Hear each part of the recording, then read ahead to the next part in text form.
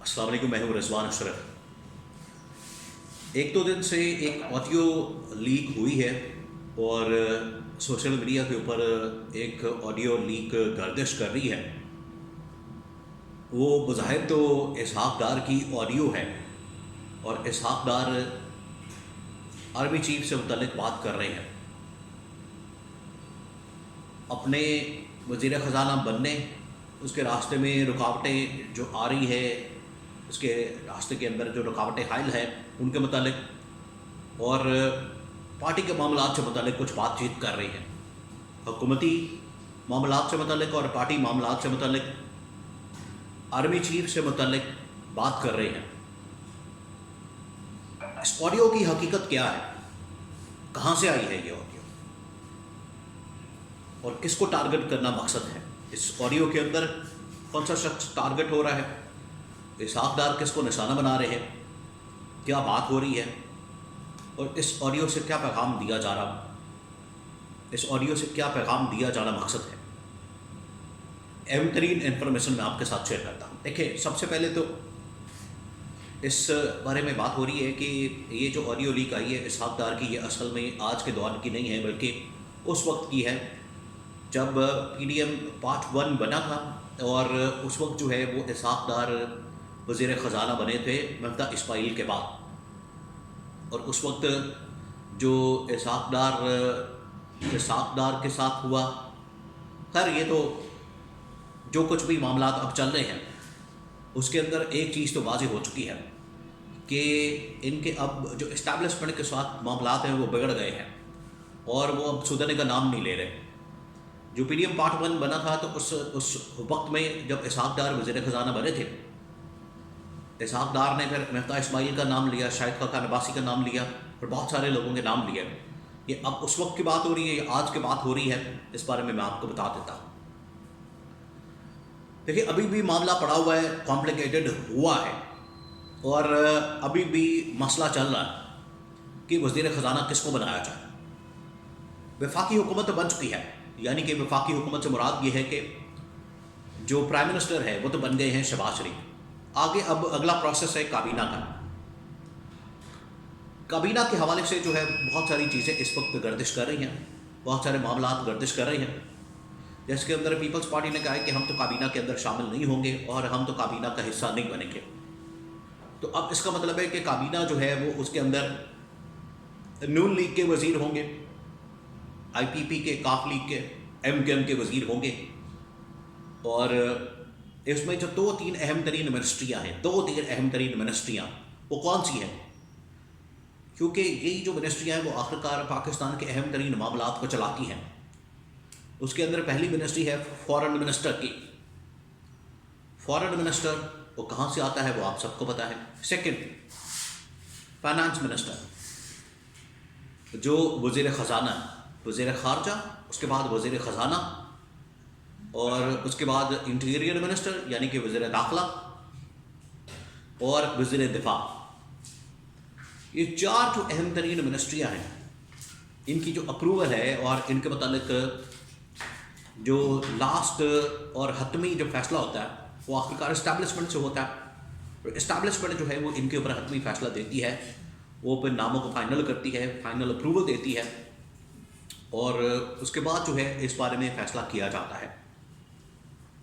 अब उसमें एक जो नाम है जो कि फाइनेंस मिनिस्टर का है, वज़ीर ख़ज़ाना का, उसके ऊपर जो है वो बड़ी बहस होती है और उसके ऊपर जो है बड़ी बातचीत होती है कि वो किसको दिया जा सकता है। क्या वो नून लीग के अंदर इसहाक़ डार को मिलेगा जो कि नवाज़ शरीफ के समधी हैं और यहाँ भी कोई रिश्तेदारी होगी। जिस तरह से रिश्तेदारी है तो आपको पूरे पाकिस्तान के अंदर इस वक्त नज़र आती है कि ऊपर जो है वो वफाक के अंदर चाचा बैठ गया वज़ीर आज़म, पंजाब के अंदर भतीजी बैठ गई है वज़ीर आला और भाई जो है वो नवाज़ शरीफ वो है पार्टी सदर।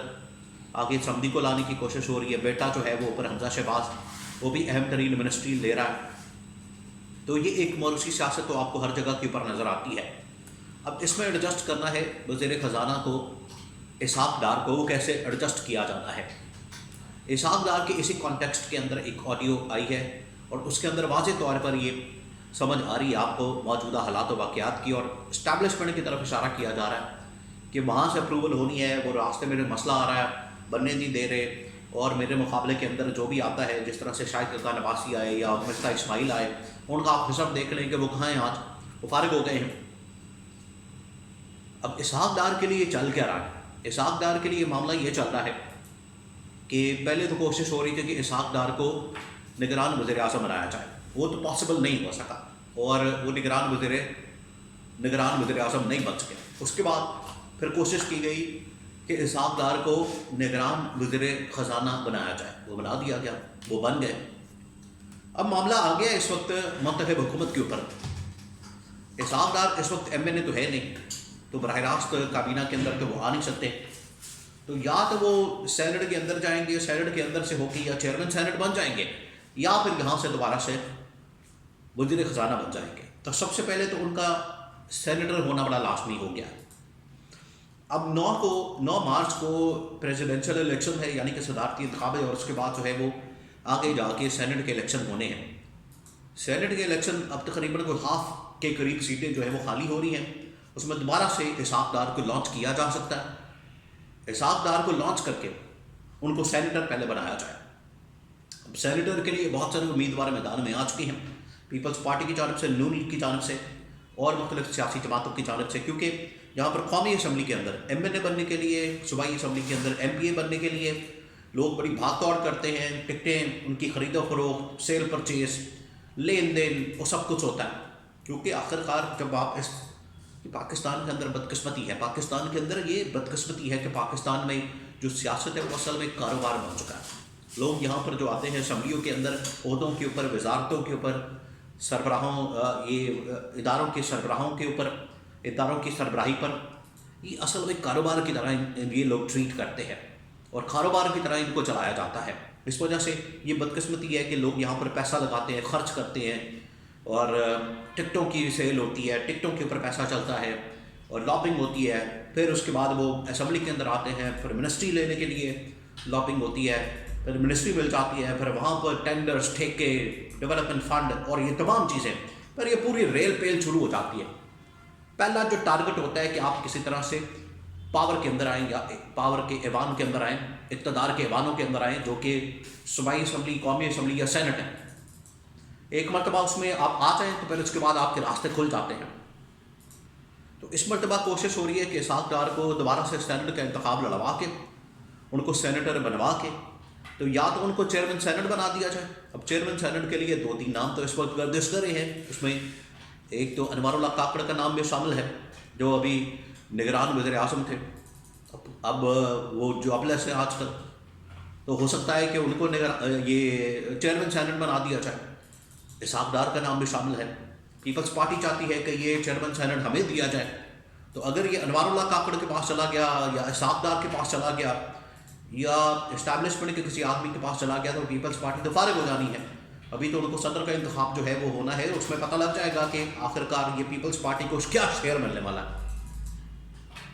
لیکن یہ جو آڈیو لیک ہوئی ہے، اس کے اندر وہ نام لے رہے ہیں کہ میرے راستے میں رکاوٹ ہے، اور مجھے شاید ہو سکتا ہے کہ وزیر خزانہ بننے میں، یا میری جگہ پر کسی اور کو وزیر خزانہ لگایا جا سکتا ہے، اور اسے وزیر خزانہ بنایا جا سکتا ہے۔ اور پنجاب کے اندر بھی اس وقت آپ دیکھیں کہ کابینہ اناؤنس نہیں ہوئی۔ پنجاب اب تقریباً کوئی 2 ہفتے ہو گئے ہیں، 15 دن سے اوپر ٹائم ہو گیا، کابینہ ابھی تک نظر نہیں آ رہی آپ کو۔ اس کی وجہ یہی ہے کہ وہ شریف خاندان ساری کی ساری پاور جو ہے وہ اپنے پاس رکھنا چاہتا ہے۔ اسی طرح سے وفاق کے اندر ہے، رولا پڑا ہوا ہے، اور کوئی آپ کو کابینہ نظر نہیں آ رہی۔ کے پی کے اندر تو خیر اگلے 24 سے 48 گھنٹے کے اندر کابینہ اناؤنس ہو جانی ہے۔ کے پی کے وزیر اعلیٰ علی بن گنڈپور نے ملاقات کر لی عمران خان سے، انہوں نے کابینہ فائنل کر لی ہے، کل پرسوں آپ کو کابینہ نظر آ جاتی ہے۔ لیکن اوپر وفاق کے اندر اور پنجاب کے اندر، اور اسی طرح سے سندھ کے اندر، بلوچستان کے اندر ابھی آپ کو کابینہ نظر نہیں آ رہی۔ رولا یہ پڑا ہوا ہے کہ ان کی آپس کی جو بندر بانٹ ہے، آپس کی جو ان کی لین دین ہے کہ ہمیں یہ وزارت چاہیے، ہمیں فلانی وزارت چاہیے، ہمیں یہ وزارت چاہیے، ہمیں یہ عہدہ چاہیے، ہمیں یہ وزارت چاہیے، اس کے اوپر سارا جھگڑا ہے۔ وہ جتنی دیر تک چلتا رہے گا اتنی دیر تک کابینہ فائنل نہیں ہو سکتی۔ پھر اس میں اسٹیبلشمنٹ آخرکار اپنے بندے بھی لاتی ہے، وہ اپنے بندے کو ضرور یہاں پر اکوموڈیٹ کرتے ہیں تاکہ معاملات جو ہے ان کی مرضی کے مطابق چل سکیں، اور یہ نہ ہو کہ یہ سارا کچھ جو ہے میلہ لوٹ کے یہ جتنی پولیٹیکل پارٹیز ہیں وہ میلہ لوٹ کے سارا کچھ لے جائے، محنت کوئی اور کرے، معاملات کوئی اور چلائے، یہ آگے لوٹ مار کے لیے پہنچ جائے۔ تو یہ اسحاق ڈار کے اوپر بڑا مسئلہ بنا ہوا ہے۔ اسحاق ڈار کے چانسز اب نظر نہیں آ رہے بطور وزیر خزانہ۔ آڈیو لیک کرنے کا مقصد یہ تھا کہ شاید کچھ پریشر ڈالا جائے، لیکن اس طرح کے اب ٹیکٹکس کامیاب نہیں ہونے، اور اس طرح کی آڈیو لیکس کا کوئی فائدہ بھی نہیں ہونا۔